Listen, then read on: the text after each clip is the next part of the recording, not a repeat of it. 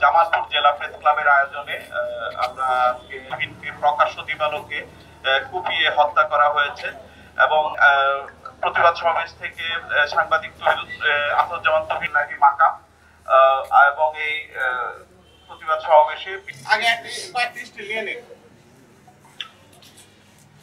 তাদের মধ্যে 7 জনকে আইন শৃঙ্খলা বাহিনী তাদেরকে গ্রেফতার, কিন্তু তারা কলমের সাংবাদিক, সত্য প্রকাশের সাংবাদিক। তারা যদি একবার সত্যিকার অর্থে জেগে ওঠে, খেপে ওঠে, তাহলে এটা সবার জন্যই সমস্যা হবে। আমরা চাই যাদেরকে ধরা হয়েছে বিশেষ আদালতের মাধ্যমে তাদেরকে বিচার করতে হবে। সাংবাদিকদের বলা হয় যে সাংবাদিকতা হচ্ছে রাষ্ট্রের চতুর্থ স্তম্ভ। আমরা বর্তমান সরকারকে জানিয়ে দিতে চাই যে সাংবাদিক সুরক্ষা আইন দ্রুত আমাদেরকে বাস্তবায়ন করতে হবে।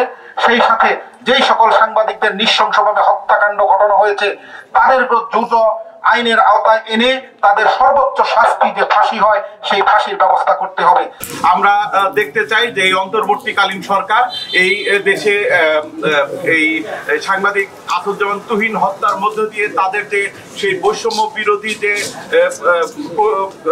তাদের প্রতিশ্রুতি সেটি তারা নিশ্চিত করবে। এই প্রতিবাদ সমাবেশ থেকে জানাতে চাই সরকার খুব দ্রুত আমরা প্রত্যাশা করব যে সাংবাদিক সমাজ যদি ঐক্যবদ্ধ থাকে, তারা যদি আন্দোলন চালিয়ে যায়, তারা যদি বিচার শেষ হওয়া পর্যন্ত কোনো ঘটনাকে কেন্দ্র করে রাস্তায় থাকে, তাহলে ন্যায় বিচার অবশ্যই হওয়া সম্ভব এবং সেক্ষেত্রে আর প্রশাসন অন্য দিক মুখ করা সম্ভব না। সাবেক সভাপতি এবং আগামী নির্বাচিত সভাপতি সম্পাদক এম এ জলিল মহোদয়, আমাদের দেশের হিংস্রতা, তার যে আচরণ, সেই